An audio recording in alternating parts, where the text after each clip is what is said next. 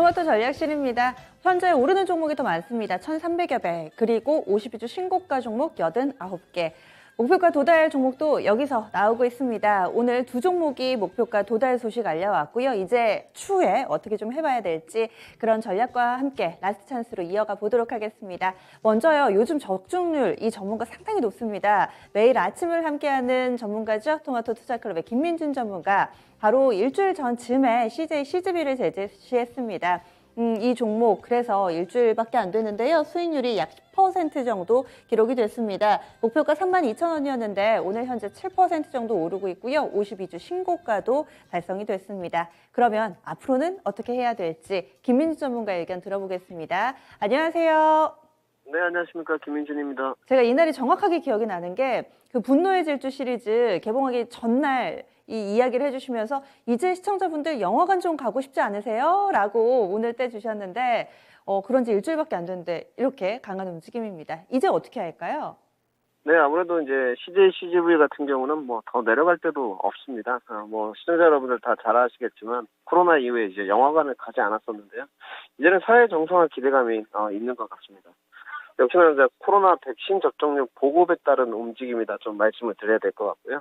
코로나 백신 접종률이 더욱 올라갈수록 영화관에 대한 수요는 올라갈 수밖에 없다 보고 있습니다. 최근에 제가 주목하는 부분은 역시나 수급 문제였던 것 같습니다. 최근에 수급을 보시게 되면 기관 위주의 수급이 상당히 좋은 모습을 연출하고 있습니다. 기관의 수급 동향이 좀 받쳐주면서 백신 복구 접종률에 따른 시세 반등이라고 좀 봐야 될 것 같고요. 아직까지는 뭐 상승 여력이 좀 남아있지 않나 생각을 하고 있습니다. 단지 추가 진입을 하시는 부분은 오늘 시세 반등이 상당히 좋았기 때문에 따라가는 매매를 하지 마시고 좀 기다렸다 접근 포인트를 가지시는 게 좋을 것 같고요. 기존에 홀딩하신 시청자분들께서라면 34,000원까지는 조금 더 상승 탄력이 붙지 않을까 이렇게 정리를 해드리겠습니다. 네, 알겠습니다. 어제 주신 하나 에어로스페이스도 정말 대단했는데 요즘에 종목군들 이 시청자분들도 많이 응원하시면서 보실 것 같아요. 자세한 말씀 고맙습니다. 네, 감사합니다. 네, CJ, CGB는 좀 들고 계신 분들은 좀 더 수익률 극대화 전략으로 들어가 보자 이런 의견 나왔습니다. 김민준 전문가 매일 아침 8시 30분에 토마토TV에서 전략 세워드리니까요. 이 시간 추천주 함께 좀 챙겨보시면 될 것 같고요. 두 번째로 목표가 도달 종목은 오늘 상당히 많은 스포트라이트를 받고 있는 두산중공업입니다. 이 종목도 일주일 정도밖에 안 됐어요. 토마토 투자클럽 부자왕 전문가가 제시했던 종목입니다. 목표가가 16,000원이었는데 이 부분을 달성을 했고요. 수익률이 상당히 높습니다. 거의 20%에 육박하는 수익이 한 주 만에 나왔는데요. 부자왕 전문가의 의견 들어봅니다. 안녕하세요. 예, 반갑습니다. 부장입니다. 네, 이 종목도 오늘 수급도 좋고 굉장히 강하게 10% 정도씩 오르는데요. 오늘의 흐름 어떻게 보셨는지 추후의 전략도 알려주세요. 네, 사실 HMN 이후에 제가 이제 이 토마토 방송에 추천드리는 종목들은 주로 초량주라는 측면에서 특화됐다는 말씀드리는데요. 이 두산중공업은 그런 일환으로 제가 추천드렸는데 그 딱 세 가지, 네 가지로 압축할 수 있는 부분인데요. 지난번에도 말씀드렸지만은 동 종목은 2020년에 유동성 위기에서 7분기 만에 흑자 전환했는데 사실 이제 두산중공업이 두산 계열사로서는 주력이다 보니까요. 금융 비용이 상당히 많죠. 잘 아시겠지만 두산밥켓을 인수하면서 상당히 좀 빚이 많이 들었는데 아마 금년에도 아마 1조 5천억 정도는 상환해야 될 것 같아요. 대충 한 3조 정도에서 한 2조 8천억이 넘으니까 그 정도에서 한 1조 5천억 정도 상환하게 되면 사실 이제 두산 인프라코어라든가 이런 부분에서 두산중공업이 금융 비용이 상당히 많거든요. 그 부분에서 아마 조금 좀 좋아질 것 같고 지난번에도 말씀드렸지만 매출액보다는 영업이익 측면에서의 전년 동기 대비해서 YOY로 보면은 한 558% 급증했으니까요. 그런 부분에서의 두산중공업은 지난번에 했던 HMN처럼 잘 달리지 않겠는가 보십니다. 사실 이제 우리가 접근하는 방식이 여러 가지가 있겠지만은 실적이 좋다 그래서 가는 것도 아니고 또 주가가 오를 때는 또 적자가 많이 나는 기업도 잘 가거든요. 그런 부분에서 동 종목은 잘 맞아떨어진 종목입니다. 적자에서 흑자 전환했던 것도 하나의 요인이고 또 ESG라는 부분에서 이 종목은 2013년에 이미 ESG 관련해서 전담팀이 만들어졌어요. 그런 부분에서 친환경 부분에서 오랫동안 준비가 됐다는 부분에서 ESG 관련주로 보시면 되고요. 원래 이제 담수화 쪽 관련해서는 동 종목이 세계적입니다. 또 복합발전이라든가 원자력 발전이라든가 이런 부분에서도 이미 40년 원전에 대한 기술력, 기기 제작 능력이 있기 때문에 아마 이번에 바이든하고 문 대통령의 협상에서의 공동 진출한다 그러면 동사의 소형 원전 모듈 부분의 SMR 부분에 하고 상당히 저는 기대를 많이 하고 있는 당장 뭐 수익성이라기보다는 기대감으로 작용할 수 있다는 부분하고 이 가스터빈은 국산화라는 부분에서는 상당히 기대가 높은 종목이고 해상 풍력과 수소, 그린 수소 관련해서는 이미 신성장 동력이 됐다는 부분에 두산중을 이렇게 하시는 게 좋을 것 같아요. 일단 지금의 주가는 제가 추천드릴 때마다 하더라도 13,500원 정도였었는데 추천하는 날이 공격도 많이 올라가서 저는 뭐 고점에 추격 매수하는 게 아주 싫어하는 전문가이기 때문에 오늘 뭐 굳이 안 사도 된다 그랬잖아요. 10% 정도까지 올라가면 쫓아갈 필요는 없다고 보고 일단은 저점 매수를 말씀드렸기 때문에 13,500원에서 보면은 16,000원 충분히 수익 낼 수 있는 자리입니다. 저는 그 정도에서 수익 챙기시는 것도 좋지만 추가 상승 여력이 많으니까 동종목 같은 경우는 펀더멘탈, 성장성 같이 어우러서 가는 거니까 적극 매수 관점에서 떨어질 때마다 매수하고요. 기존의 목표가 그대로 유지하면서 좀 목표가를 좀 올려드리겠습니다. 이미 목표가 달성됐지만은 좀 중기적으로 목표가를 상향 조정해서 18,500원까지 손절가는 그대로 유지하겠습니다. 알겠습니다. 두산중공업 또 다시 또 수익률 더 낼 수 있도록 저도 함께 응원을 할게요. 고맙습니다. 네, 고맙습니다. 네, 두산중공업 지금 파신 분들은요, 이 종목 떨어질 때마다 다시금 접근을 해보자. 그리고 목표 주가는 18,500원 정도, 꾸준히 좀 들고 계신 분들도 계속해서 이 2차 목표가까지 좀 더 봐도 좋을 만한 종목으로 제시가 됐습니다. 그래서 오늘 목표가 도달 종목 두 종목 살펴봤고요. 이번에는 라스트 찬스로 이어가겠습니다. 내 종목들은 왜 이렇게 부진할까? 새로운 종목에 대한 목마름 있으신 분들은 지금부터 귀 기울여 주세요. 토마토 투자클럽의 새로운 얼굴입니다. 권혁 전문가 매주 수요일의 남자로 이 시간 인사드릴 거예요. 오늘 첫 만남인데 전화 연결해 볼게요. 전문가님 안녕하세요. 네, 안녕하세요. 권혁입니다. 네, 전문가님 스타일에 맞게 이제부터 종목을 하나씩 매주 수요일 공개를 해주실 텐데요. 오늘 그 첫 종목입니다. 어떤 기업 알아볼까요? 네, 종목은 대상 가져와 봤습니다. 대상은 이제 종합식품 사업이랑 식품 소재 사업을 같이 영위합니다. 지분율 100% 가지고 있었던 계열사인 대상 베스트코가 있었는데 최근 5월에 흡수 합병됐었거든요. 그래서 이쪽으로 뭐 호텔이라던가 전국 프랜차이즈 사업자의 식자재 유통도 하고 있고요. 올해 2, 3분기 내에 이 식품 소재 쪽에 가격 인상이 화두가 될 거라고 보기 때문에 이쪽에서 종목 하나 가져와 봤습니다. 먼저 최근 이 음식료 섹터 쪽에 대한 뷰를 좀 말씀드리자면 뭐 라면이라던가 간편식 쪽의 가공식품 업체들이랑 또 외식 수요 회복에 따른 업체들의 분위기가 좀 달랐습니다. 지난해 역대급 좀 호황을 누렸었던 라면 시장이 올해는 정반대의 양상을 좀 보였는데요. 저번 주 목요일에 나온 식품업계 내용을 좀 보면 올해 1분기 국내 라면 시장 규모가 전년 동기 대비 16% 줄어들었었다라고 해요. 그래서 이 부분 좀 보여드리자면 주요 업체들 영업이익을 좀 보니까 농심은 1분기 영업이익이 전년 동기 대비 55.5% 감소를 했고요. 오뚜기도 12.2% 줄어들었습니다. 삼양식품도 보면은 46.1%가 줄어들었어요. 그렇게 1분기에 주요 라면 3사가 좀 우울한 실적이 나온 이유는 코로나 때문에 작년 실적이 좀 급증을 했었기 때문인데요.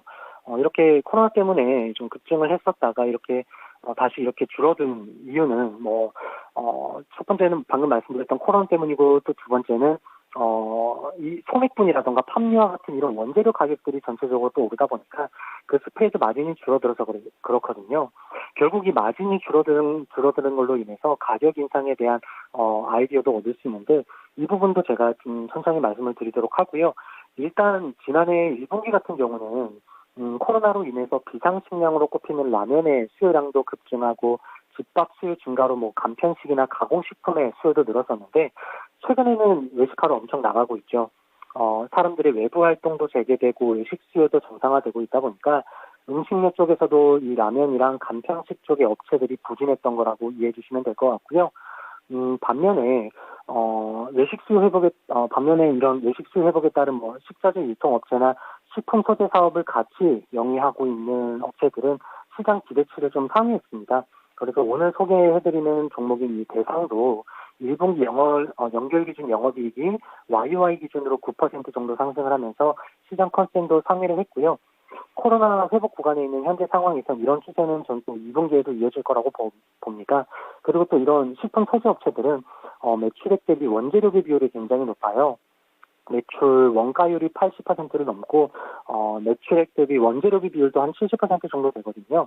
그렇기 때문에 곡물 가격이 크게 뛰면 판가 인상을 할 수밖에 없습니다. 왜냐하면 가격 인상을 안 하면 원가율이 이렇게 높다 보니까 무조건 적자가 나거든요. 실제로 2011년도부터 13년도 그쯤에 이제 옥수수 가격도 같이 한번 보자면은 그때 또 소재 제품의 판가도 그때 또 같이 급등을 했었습니다. 그때 옥수수 가격도 이렇게 같이 오르다 보니까 판가 인상을 안 하면 마진율도 너무 안 나오고 오히려 적자가 나오다 보니까 판가가 급등을 했었고요. 그러면서 마진율이 늘어나면서 주가도 같이 이렇게 올랐다고 보시면 될 것 같아요. 사이클상 곡물 가격이 다시 내려오면서 스프레드는 더 벌어지게 되니까 마진폭은 더 커지게 된 겁니다. 그래서 이렇게 곡물 가격이 오를 때 여기도 이렇게 판가를 올리게 된 거고 실질적으로 이렇게 사이클상 다시 가격이 이렇게 내려올 때 다시 그냥 주가는 여기서 오히려 최고점을 찍는 게 이렇게 스프레드가 더 벌어지는 부분 때문이라고 이해를 하시면 될 것 같아요. 이런 거시적 상황이 지금 다시 다가오고 있다는 걸 이해를 하셔야 될 것 같고요. 대상 같은 경우에는 크게 사업부가 두 가지로 나뉘는데요. 크게 소재 사업 부문이랑 식품 사업부로 나눌 수 있어요. 소재 사업부라는 것은 전분이랑 당, 라이신 같은 걸 만들어서 납품하는 부분이고요. 전분당은 청양음료 같은 거 이제 단맛을 내는데 사용이 됩니다. 설탕의 대체제 정도로 생각하시면 되는데 이 전분당은 아무래도 그 원재료인 옥수수 가격이 오를 때 같이 올라가는 특성을 가지고 있다 보니까 앞으로 판가 인상이 되었을 때 늘어나는 스프레드 마진을 보셔야 되는 거고요. 그리고 식품사업부라는 거는 조미료나 장류, 이런 간편식 같은 사업을 영위하는 부문인데요. 이 식품사업부는 곡물 원재료 가격이 떨어지더라도 판매가를 낮추지 않습니다. 왜냐하면 소재사업부는 이제 이쪽은 B2B라고 보시면 되기 때문에 그 변동성이 있다라고 해도 식품사업부는 B2C예요. 그러다 보니까 실제로 지금 저희가 마트에서 가공된 제품들 한번 가격이 오르게 되면 쉽게 다시 떨어지진 않잖아요. 그래서 이게 한번 판가가 오르면 그걸로 영업이익이 크게 늘어나고요. 또 원재료 값이 사이클이 돌면서 다시 떨어질 텐데 그때 늘어나 있는 판가로 인해서 스프레드가 더 벌어지면서 영업이익도 대폭 증가합니다. 이 관점을 말씀드리는 거고요. 그럼 여기서 또 어떤 기업을 골라야 되느냐를 봤을 때 소재식품과 다른 사업이 수직 계열화되어 있고 또 비즈니스 포트폴리오가 다변화되어 있는 업체들을 봐야 됩니다. 왜냐면은 수직 계열화되어 있는 업체들은 이익의 변동성이 크지 않아요. 무슨 말이냐면 원재료 단가가 지금처럼 크게 오르고 있는 시점에서는 판가 인상을 아직은 안 했잖아요. 그러다 보니까 판가 인상을 할 때까지 단기적으로 스프레드가 줄어서 소재식품의 마진율이 떨어집니다. 그런데 비즈니스 포트폴리오가 다변화되어 있고 다른 사업 부분이 수직 계열화되어 있는 기업들은 매출 규모도 그만큼 커서 이런 리스크 해치가 된다는 거예요. 더 중요한 건 추후 판가 변동성이 생겼을 때도 총 원가 경쟁력에서도 우위를 점한다고 해야 될 것 같아요. 즉 이런 음식료 섹터를 보실 때 지금과 같이 가격 인상 초기 시점에는 수직 계열화 업체를 보셔야 된다고 다시 한번 정리를 해드리겠고요. 그 이유는 순수 소재 업체 대비해서 마진을 방어할 수 있는 다양한 수단을 가지고 있기 때문이다라고 이해를 하시면 되겠습니다. 실제로 대상도 제가 예전에 매매했을 때 과거 곡물가 이렇게 상승 구간에 연간 이익이 정말 안정적으로 꾸준하게 이렇게 올랐었어요. 네. 그 이유가 대상이 일단 밸류체인 범위가 굉장히 넓습니다. 밸류체인 범위가 굉장히 넓고 제가 계열사들 좀 가져와 봤는데 아미노산, 정분당, 가공식품 그런 사업들을 중심으로 비즈니스 포트가 다변화되어 있고요. 네. 또 호텔이라던가 전국 프랜차이즈 사업자의 식자재 유통도 하고 있다 보니까 외식 수요 회복에 따른 식자재 유통업체나 식품 소재 사업도 같이 영위하는 그런 업체라고 보시면 될 것 같아요. 그래요. 또 해외 매출 비중도 32%로 굉장히 높은 편이에요. 라이신이나 정분당, 바이오, 김치까지 수출 비중이 다 높고요. 네. 베트남이나 인도네시아에는 뭐 소시랑 가공식품 제조 시설도 다 보유를 하고 있습니다. 아유, 계열사에도 국내에는 네. 총 이렇게 24개 정도, 뭐 해외에도 21개 정도의 계열사를 두고 있기 때문에 이러한 사업 포트 다변화가 경쟁력 우위로 안정적인 이익이 나온다는 것뿐만 아니라 네, 판가 전문가님. 인상을 하는 초기 시점에 리스크 해지도 가능하다라는 거죠. 네, 그래서 판가 인상 가능성에 대해서도 한번 생각을 해본다면 그래요. 제가 알아보니까 1분기 옥수수 투입 단가가 이제 전년 동기 한 10% 정도 상승을 했더라고요. 네, 전문가님. 그래서 지금 네네. 장 마칠 때가 다 돼서 가격 전략을 주셔야지 혹시라도 사실 분들이 사시거든요. 굉장히 좋은 장점이 많은데 가격 전략 좀 간략하게 좀 들어볼까요? 가격 전략 먼저 말씀드리겠습니다. 네. 지금 일단은 가격 전략 먼저 간단하게 말씀드리자면 뭐 28,500원 이하권이나 28,000원대에서 매수를 해보시라고 말씀드리겠고요. 손절가는 27,400원, 단기 목표가는 31,000원 말씀드리겠습니다. 31,000원은 도달할 텐데 그때 방송 한 번 더 연결해서 상품 가격이랑 업데이트된 내용 또 한번 말씀을 드릴게요. 네. 일단은 가격 전략 말씀드렸는데 뭐 그러면 조금 더 알겠습니다. 설명을 드릴 시간이 될까요? 네, 저희가 다음 시간에 그런 얘기는 좀 이어서 또 리뷰와 함께 들어보면 좋을 것 같아요. 가격 전략 저희 기억하겠습니다.